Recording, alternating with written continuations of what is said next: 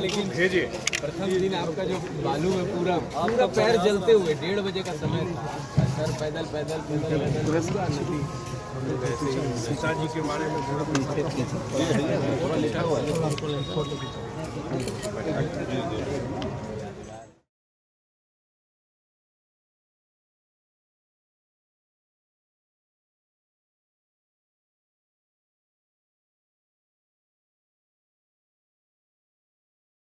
संसदीय स्थायी समिति के अध्यक्ष सह जदयू के वरिष्ठ नेता संजय झा सोमवार को बोधगया पहुंचे। बोधगया पहुंचकर महाबोधि मंदिर का दौरा किया, भ्रमण किया, साथ ही साथ बुद्ध की प्रतिमा का दर्शन भी किया। इसके बाद मंगलवार की सुबह विष्णुपद मंदिर में पूजा अर्चना की। उसके बाद फल्गु नदी स्थित देवघाट के साथ रबर डैम का निरीक्षण किया। निरीक्षण करते हुए इस दौरान मीडिया से मुखातिब हुआ और मुखातिब होते हुए कहा कि 1996 में भारत बांग्लादेश गंगा जल समझौता जो बना था उसका अब आखिरी समय हो गया है। ये समझौता 30 वर्ष के लिए किया गया था, जिसका अंतिम समय दिसंबर में पूरा हो जाएगा। अब दिसंबर के बाद ये समझौता पुनः लागू नहीं हो, इसके लिए भी इन्होंने जोर दिया।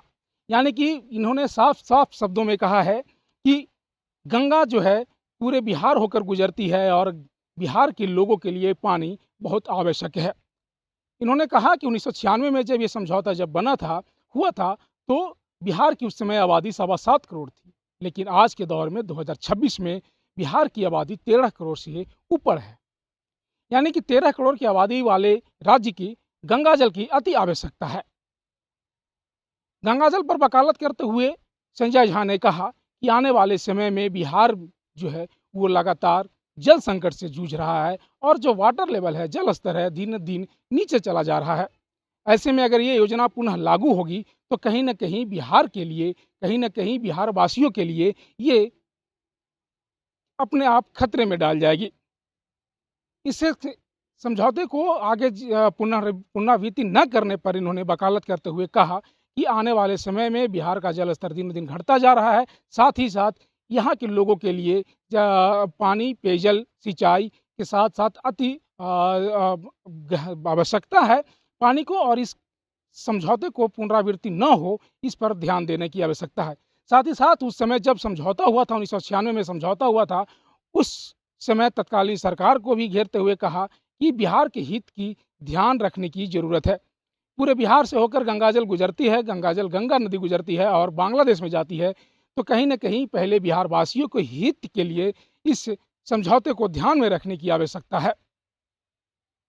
इस पूरे मुद्दे पर इन्होंने कहा कि फल्गु नदी में लगातार पानी बना रहे, इसके लिए रबर डैम के साथ साथ अब सोन नदी से भी पानी लाने का प्रयास किया जा रहा है। यानी एक तरफ जहां गंगाजल की वकालत करते हुए नजर आए, वहीं दूसरी ओर फल्गु नदी में पानी बना रहे, इसके लिए सोन नदी से भी पानी आने की बात कही गई है। अब देखना ये होगा कि अगर केंद्र सरकार जब नीति अपनाती है तो कौन सा नीति अपनाती है, क्या बिहार के हितों को जो है ध्यान में रख कर नीति अपनाई जाती है, या फिर जो समझौता जिस तरीके से चल रहा है क्या उसी तरीके से समझौते को लागू कर दिया जाएगा। क्योंकि बिहार की आबादी बढ़ी है तो संजय झा का कहना भी साफ साफ सही नज़र आ रहा है कि बिहार की आबादी बढ़ी है तो कहीं ना कहीं बिहार के लोगों के लिए गंगाजल और जल स्तर दुरुस्त किया जाए, इसके लिए समझौते में कुछ न कुछ सुधार होने की अति आवश्यकता है। गया से प्रेम शंकर कुमार की रिपोर्ट, न्यूज़ 4 नेशन के लिए।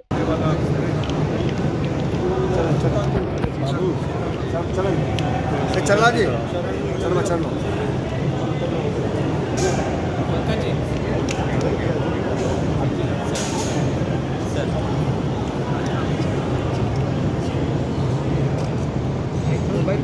तारिक सर थोड़ा किनारे।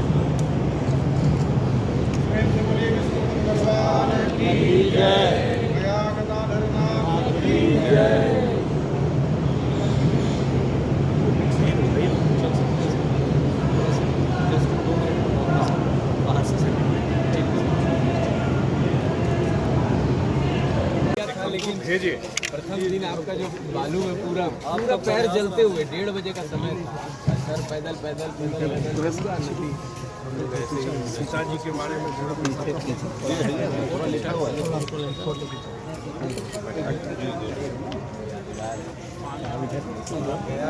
आप और हमारे साथ आपके डॉक्टर साहब के साथ है ये तो